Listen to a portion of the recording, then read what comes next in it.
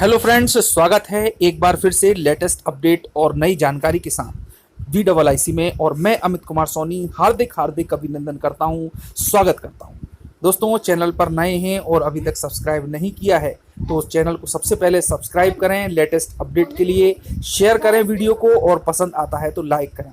और दोस्तों, bell icon पर प्रेस करना बिल्कुल ना भूलें, जिससे कि नोटिफिकेशन आप लोगों को समय समय पर मिलता रहे।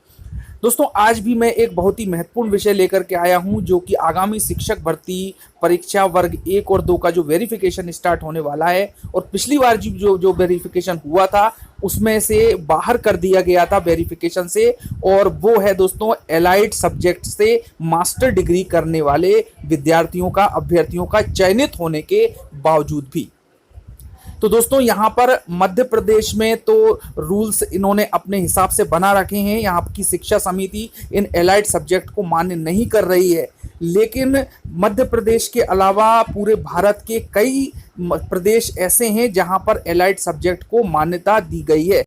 और उसमें से ही एक स्टेट है बिहार, जहां पर एलाइड सब्जेक्ट को मान्यता दे दी गई है वहां की शिक्षा समिति ने। और वो भी दोस्तों उस स्थिति में जबकि हाई कोर्ट ने अपना डिसीजन दिया है। इसके पहले के वीडियो में दोस्तों मैंने आप लोगों को बता दिया था कि कोर सब्जेक्ट और एलाइड सब्जेक्ट क्या क्या होते हैं। कोर सब्जेक्ट मेन सब्जेक्ट होता है और एलाइड सब्जेक्ट के अंतर्गत जैसे कि माइक्रोबायोलॉजी, इन्वायरमेंटल साइंस, बायोटेक्नोलॉजी इत्यादि इत्यादि आते हैं। तो MSc में इन सब्जेक्ट से करने वाले जो भी मास्टर डिग्री किए हुए अभ्यर्थी हैं, विद्यार्थी हैं, उनको चयनित होने के बाद भी शिक्षक भर्ती परीक्षा वर्ग 1 में वेरिफिकेशन से बाहर कर दिया गया।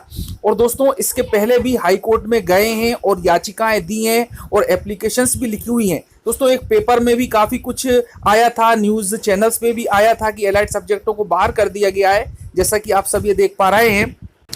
इसमें है दोस्तों कि मेरिट में है लेकिन सत्यापन में बाहर हो रहे उम्मीदवार, और उसकी बड़ी वजह है मूल विषय में यानी कि कोर सब्जेक्ट में नहीं है PG यानी कि पोस्ट ग्रेजुएशन की डिग्री।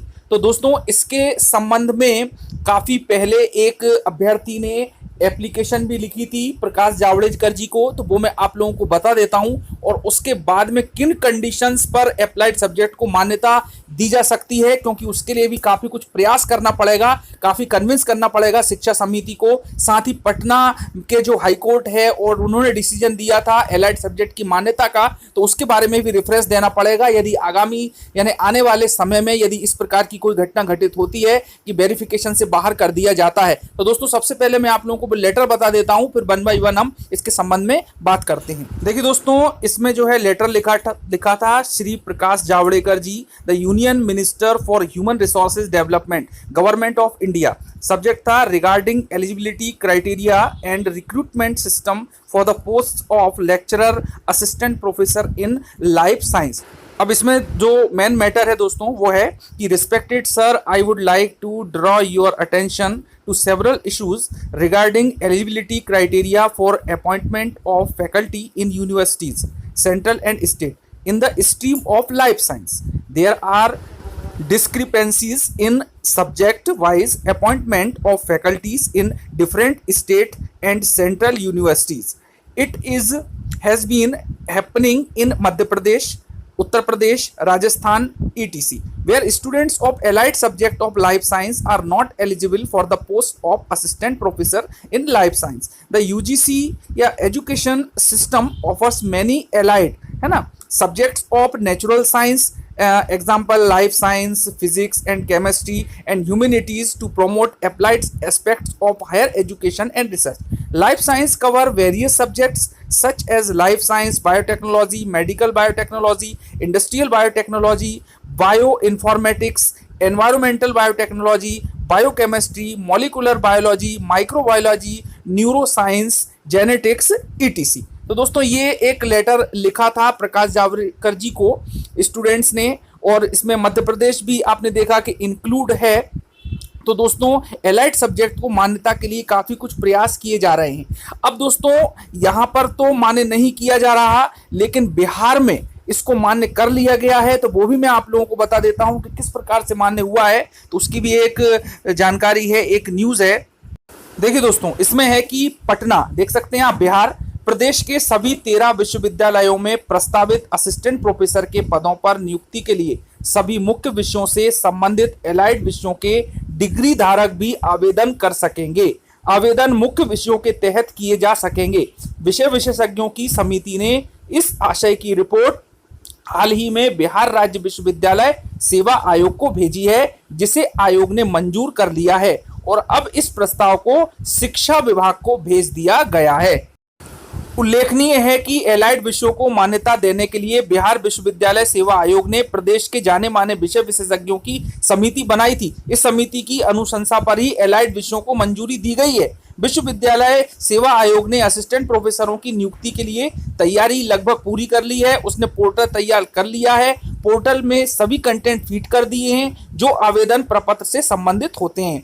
उल्लेखनीय है कि आवेदन ऑनलाइन लिए जाएंगे। प्रदेश के विश्वविद्यालयों में करीब 4,500 असिस्टेंट प्रोफेसरों की नियुक्ति में आ रही अड़चन को दूर करने शिक्षा विभाग के अपर प्रमुख सचिव R.K. महाजन जल्द ही उच्च स्तरीय बैठक करेंगे और इस बैठक में सामान्य प्रशासन के प्रधान सचिव, राजभवन के शीर्ष अफसर भाग लेंगे और आरक्षण संबंधी रोस्टर क्लियरेंस की बाधाओं को दूर किया जाएगा।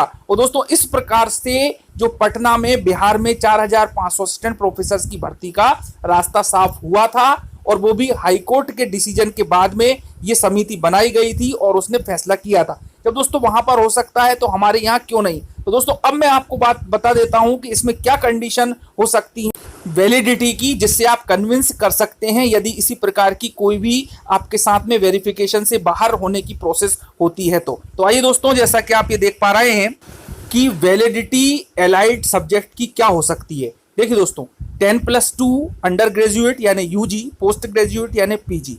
यदि 10+2 में आपका बेसिक सब्जेक्ट है, वो सबका होता है, कोर सब्जेक्ट सबका होता है, और यूजी में भी बेसिक है और पीजी में भी बेसिक है यानी कि कोर है, तब तो कोई भी दिक्कत नहीं है, बिल्कुल ग्रीन सिग्नल है, कोई प्रॉब्लम नहीं होगी। वेरिफिकेशन में 100% क्लियरेंस हो जाएगा। उसके बाद में ये सबसे लास्ट में आते हैं हम कि यदि 10+2 में बेसिक है और यूजी में भी और पीजी में भी दोनों में एलाइड सब्जेक्ट हैं आपके, माइक्रोबायोलॉजी, इन्वायरमेंटल साइंस, ईटीसी जो मैंने पहले बताए थे और पूरे पहले के वीडियो में भी आपको डिटेल में बताया था, तो बिल्कुल भी सिलेक्शन की गुंजाइश नहीं है, वेरिफिकेशन से बाहर कर दिए जाएंगे। लेकिन दोस्तों अब जो कंडीशन है वो ये है कि 10+2 में तो बेसिक होता ही है, लेकिन यूजी में भी आपका बेसिक है और पीजी में आपने एलाइड सब्जेक्ट ले लिया है, तो एक चांस बनता है वेरिफिकेशन होने का। तो दोस्तों इस पॉइंट पर हम कन्विंस कर सकते हैं क्योंकि कई राज्यों ने इसी पॉइंट पर वेरिफिकेशन को मंजूर किया है, एलाइड सब्जेक्ट को मंजूर किया है।